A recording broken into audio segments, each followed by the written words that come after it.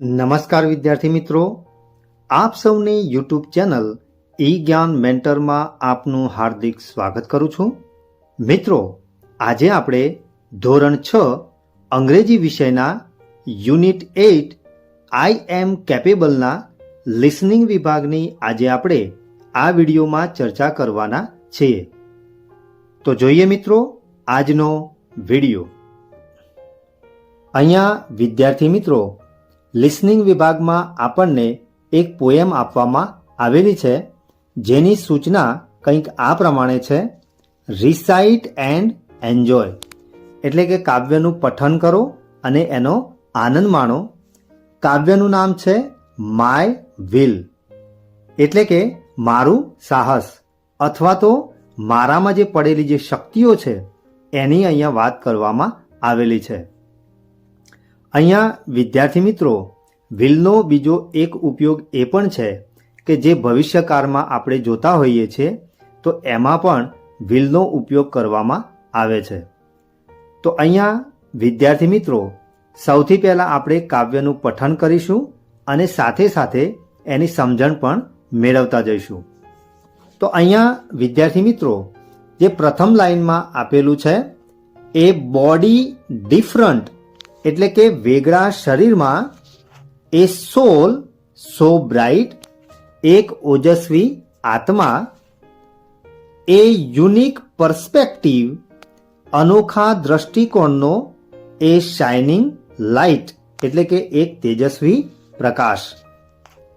Don't let limitations define their way, એટલે કે તેઓ તેમની જે મર્યાદાઓ છે એ મર્યાદાઓને તેમના નિર્ધારિત કરેલા માર્ગમાં ક્યારેય બાધારૂપ બનવા દેતા નથી.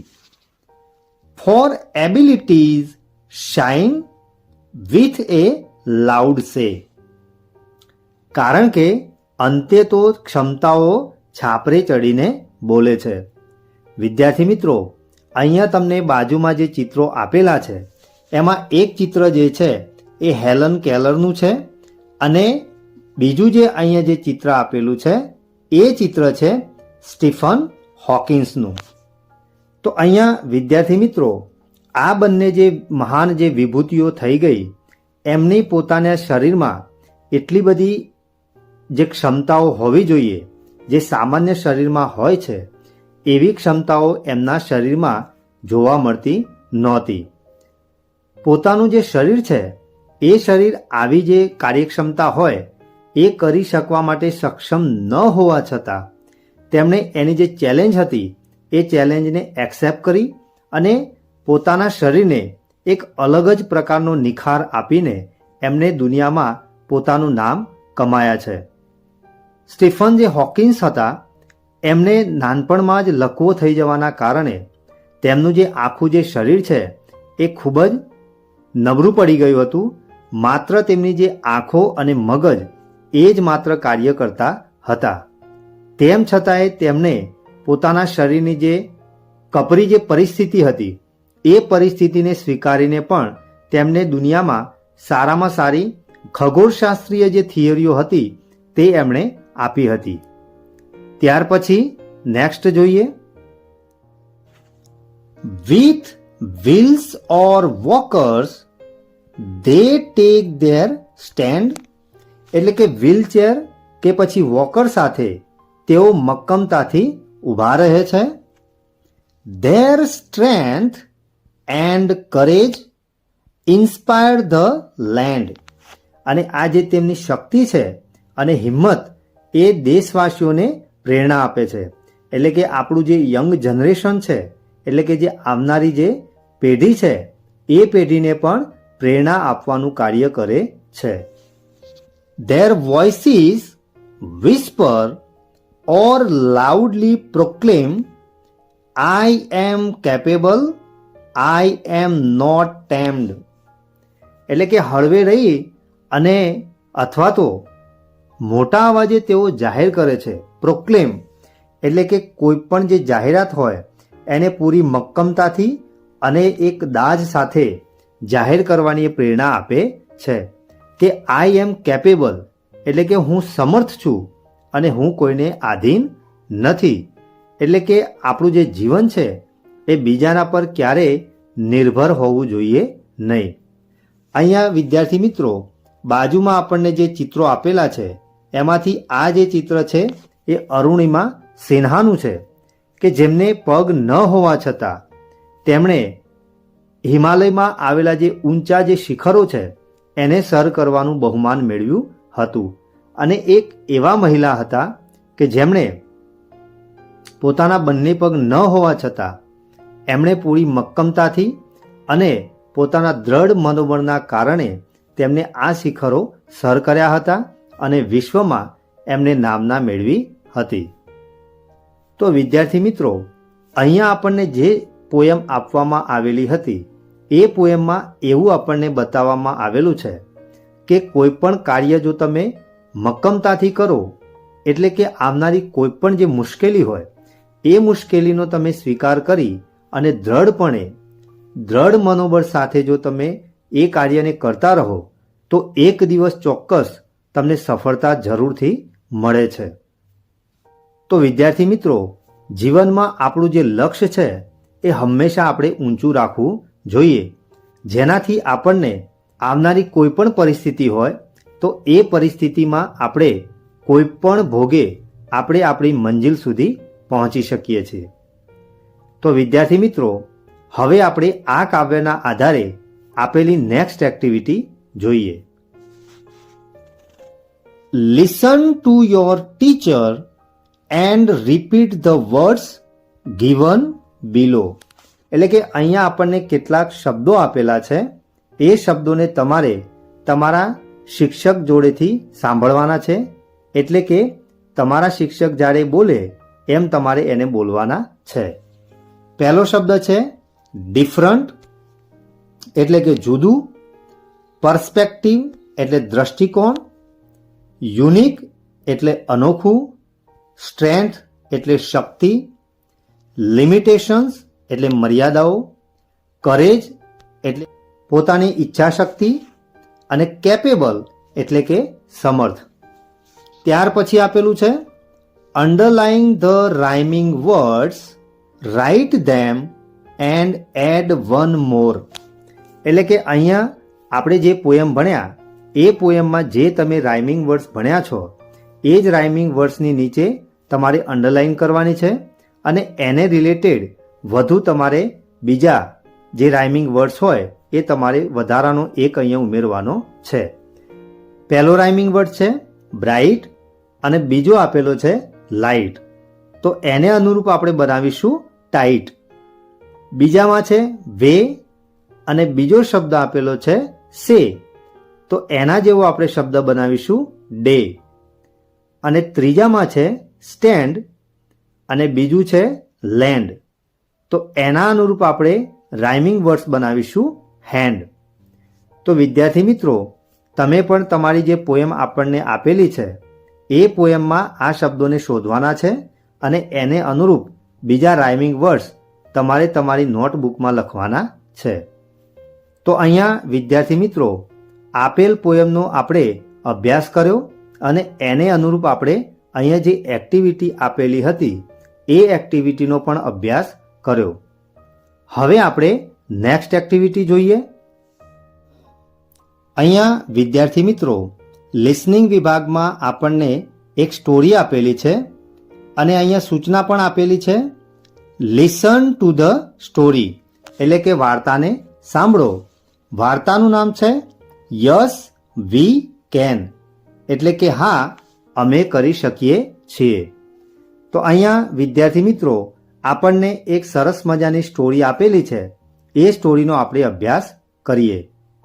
વીણા and Shalu are good friends એટલે કે વીણા અને શાલુ સારી બહેનપણીઓ છે.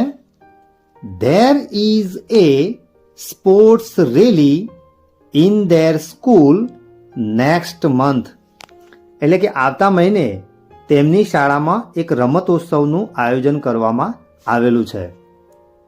They are excited to take part in it અને તેઓ બંને આ જે રમતોત્સવ યોજાવાનો છે એમાં ભાગ લેવા માટે ખૂબ જ ઉત્તેજિત છે. Veena is a good badminton player while Shalu is good at racing.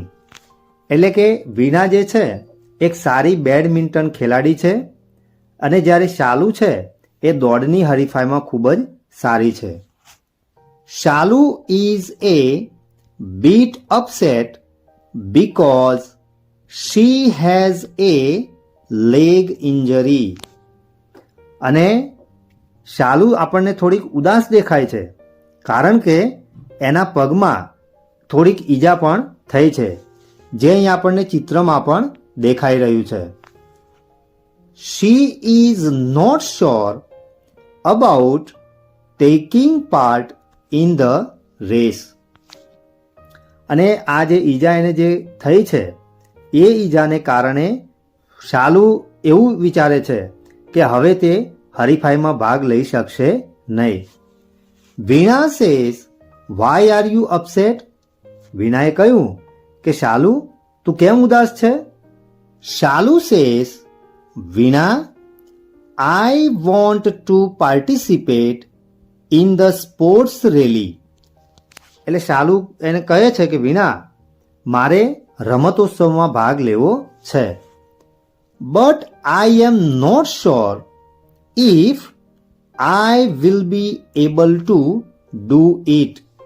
એટલે કે હું આ જે રમતોત્સવ છે એ રમતોત્સવમાં હું ભાગ લઈ શકીશ નહીં, કારણ કે હું ચોક્કસ નથી અથવા તો મને કોઈ પણ પ્રકારની ખાતરી નથી. Look at my leg, it is all injured, what shall I do? એટલે શાલુ કહે છે કે તું મારો પગ તો જો, તેને ખૂબ જ ઈજા થઈ છે, હું શું કરું? Veena says dear friend don't be upset. એટલે વીણા કહે છે મારી પ્રિય મિત્ર તું ઉદાસ થઈશ નહીં. Have you not heard the name of Arunima Sinha, the famous mountaineer. એટલે કે તે પ્રસિદ્ધ પર્વતારોહક અરુણિમા સિન્હાનું નામ નથી સાંભળ્યું? Shalu says no I haven't. Who is she? Shalu કહે છે કે ના, મેં તો અરુણિમા સિન્હાનું નામ સાંભળ્યું નથી, ખરેખર તે કોણ છે? Veena says she was a national level volleyball player. એટલે વીણા કહે છે કે અરુણિમા જે સિન્હા છે તે રાષ્ટ્રીય કક્ષાની વોલીબોલ ખેલાડી હતી. She was pushed out from a running train by robbers.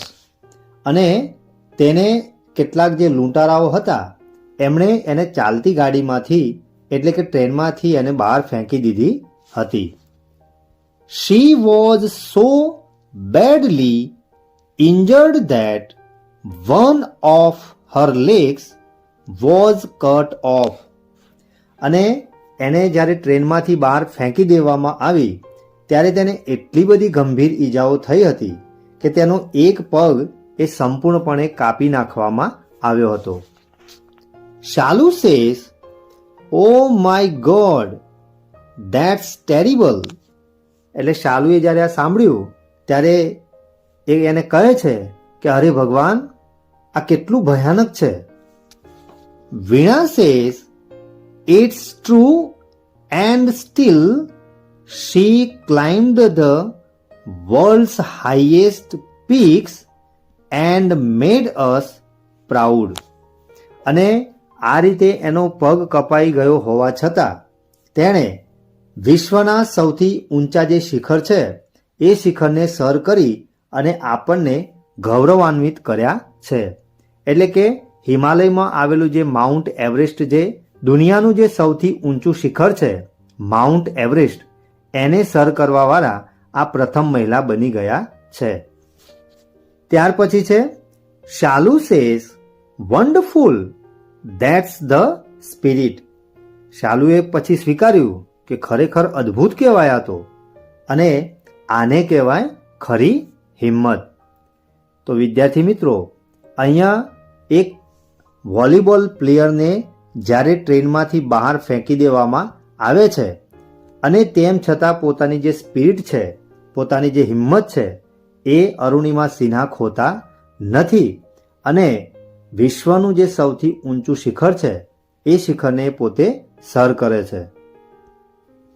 Veena says not only she but Bharat Kumar, a para swimmer, Sudha Chandran, a Bharatnatyam dancer, also became famous in their fields in spite of their abilities.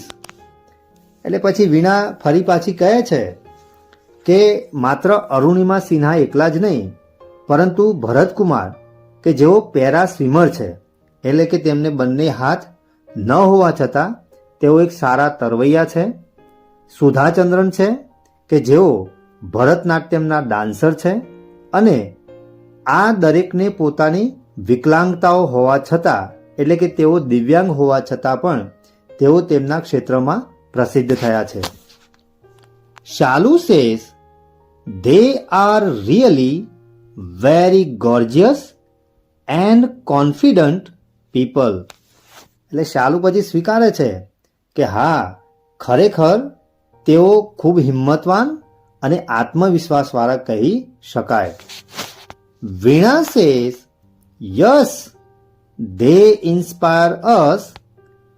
You are also good at sports. I know you can do it. એટલે પછી વીણા કહે છે કે તારી વાત સાચી છે, તેઓ આપણને પ્રેરણા પણ આપે છે અને તું પણ રમતગમતમાં ખૂબ જ સારી છે. હું જાણું છું કે ખરેખર તું આ રમતમાં ઉત્કૃષ્ટ દેખાવ કરીશ. Shalu says you are right. Now I will participate and do my best. એટલે શાલુ કહે છે વીણાને કે તારી વાત એકદમ સાચી છે, હવે હું ભાગ પણ લઈશ અને હું શ્રેષ્ઠ પ્રયત્ન પણ કરીશ. વીણા says that's like my good friend. We all have some special qualities. We should have faith ourselves. એટલે વીણા ફરીથી કહે છે કે આ છે મારી ખરી મિત્ર. આપણા સૌમાં કંઈક ને કંઈક વિશેષ ગુણ હોય જ છે. આપણને આપણામાં શ્રદ્ધા હોવી જોઈએ, એટલે કે આપણને આપણામાં વિશ્વાસ હોવો જોઈએ કે હું આ કામ કરી શકીશ. Shalu says definitely I will work hard to give my best. Shalu કહે છે ચોક્કસથી હું શ્રેષ્ઠ પ્રદર્શન કરવા માટે સખત મહેનત કરીશ. વીણા says that's why our coach always say I can, never say I can't. એટલે વીણા ફરી પાછું યાદ દેવડાવે છે કે તેથી જ આપણા જે કોચ છે એ હંમેશા આપણને કહે છે કે કહો કે હું આ કરી શકીશ, હું નહીં કરી શકું એવું કદાપી આપણે કહેવું જોઈએ નહીં. એટલે કે આપણે હંમેશા આપણા જે મનમાં જે છે એક વિશ્વાસ આપણે ઊભો કરવો જોઈએ કે હું આ કામ કોઈ પણ ભોગે હું કરી શકીશ. અહીંયા વીણા અને શાલુ નામની જે બે બહેનપણીઓ હતી એમની અહીંયા પ્રેરણાદાયી વાર્તા આપણને આપવામાં આવેલી હતી. તો વિદ્યાર્થી મિત્રો, અહીંયા આપણે જે વાર્તાની ચર્ચા કરી એમાં તમને મજા આવીને? તો હવે આપણે આ જે વાર્તા છે એ વાર્તાના આધારે નેક્સ્ટ એક્ટિવિટી જોઈએ. Choose the most appropriate options. અહીંયા વિદ્યાર્થી મિત્રો આપણને જે વાર્તા આપણે ભણ્યા એ વાર્તાના આધારે અહીંયા આપણને કેટલાક પ્રશ્નો આપેલા છે. તો એ પ્રશ્નોના આધારે આપણે એના નીચે જે ઓપ્શન આપેલા છે એ ઓપ્શનમાંથી સાચો ઓપ્શન શોધી અને આપણે બોક્સમાં એનો જવાબ લખવાનો છે. પહેલો પ્રશ્ન છે, હુ વોઝ ઇન્જર્ડ, એટલે કે ઈજા કોણે થઈ હતી? ઓપ્શન આપેલા છે એ વીણા, બી શાલુ અને C none of the about. તો અહીંયા આપણે સાચો જવાબ આવશે બી શાલુ.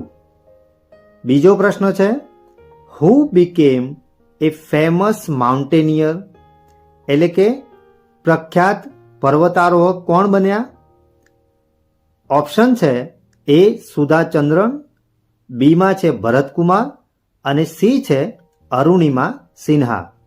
તો વિદ્યાર્થી મિત્રો, આપણે જે સ્ટોરી ભણ્યા એમાંથી તો તમને આ પ્રશ્નનો સાચો ઉત્તર આવડે ને? બહુ સરસ. તો આનો સાચો જવાબ આવશે સી અરુણિમા સિન્હા. પ્રશ્ન ત્રીજો આપેલો છે, what can make us successful, એટલે કે આપણને સફળ કોણ બનાવી શકે છે? ઓપ્શન છે A courage and confidence, B support અને સી વેલ્થ. તો અહીંયા સાચો જવાબ આવશે એ કરેજ એન્ડ કોન્ફિડન્સ, એટલે કે આપણી હિંમત અને આપણો જે વિશ્વાસ છે એ આપણને સફળ બનાવે છે. અને છેલ્લો પ્રશ્ન છે ચોથો, if you get less marks in the exam what will you do, એટલે કે જો તમને પરીક્ષામાં તમે ઓછા માર્ક્સ મેળવો છો તો તમે શું કરશો? ઓપ્શન આપેલા છે I will feel ashamed of it, બીમાં છે I will not tell anyone અને સી છે આઈ વિલ વર્ક હાર્ડ. તો સાચો જવાબ લખીશું આપણે C I will work hard, એટલે કે હું સખત મહેનત કરીશ. ત્યાર પછી અહીંયા નીચે સૂચના આપેલી છે, listen to your teacher and repeat. અહીંયા જે વાક્યો આપેલા છે એ વાક્યો તમારા શિક્ષક જે રીતે બોલાવે એ રીતે તમારે રિપીટ કરવાના છે. પહેલો પ્રશ્ન છે, વાય આર યુ અપસેટ, તમે ઉદાસ કેમ છો? બીજો છે વોટ વિલ આઈ ડુ, હું શું કરીશ? ત્રીજો છે હુ ઇઝ શી, તેણી કોણ છે? ચોથું છે ધેટ્સ ટેરિબલ, કેટલું ભયાનક છે? પાંચમામાં છે ઓ માય ગોડ, અરે મારા ભગવાન. અને છેલ્લું છે છમાં ડેફિનેટલી, એટલે કે ચોક્કસથી. તો અહીંયા વિદ્યાર્થી મિત્રો, આ જે વાક્યો છે એ તમારે તમારા શિક્ષક જે રીતે બોલાવે એ રીતે તમારે દોહરાવવાના છે. તો વિદ્યાર્થી મિત્રો, લિસનિંગ વિભાગમાં આપણે આજે એક પોયમની ચર્ચા કરી અને ત્યાર પછી આપણે એક સરસ મજાની સ્ટોરીનો પણ અભ્યાસ કર્યો. તો વિદ્યાર્થી મિત્રો, આજે ચલાવેલ લિસનિંગ વિભાગમાં જે પોયમ અને જે સ્ટોરીની આપણે ચર્ચા કરી એમાં તમને મજા આવીને? આશા રાખીશ કે તમને આ વિભાગમાં સંપૂર્ણ ખ્યાલ આવ્યો હશે. જો તમને આ વિડીયો ગમ્યો હોય તો વિડીયોને લાઈક કરજો અને શેર કરવાનું ભૂલતા નહીં. અને જો તમે પ્રથમ વખત આ ચેનલની મુલાકાત લીધી હોય તો ચેનલને સબસ્ક્રાઈબ કરજો અને બાજુમાં રહેલ બેલ આઇકનને પ્રેસ કરજો કે જેથી કરીને મારા નવા આવનારા વિડીયોનું નોટિફિકેશન આપના સુધી પહોંચતું રહે. તો ફરી મળીશું આવા જ ઇન્ટરેસ્ટિંગ ટોપિક સાથે. ધન્યવાદ.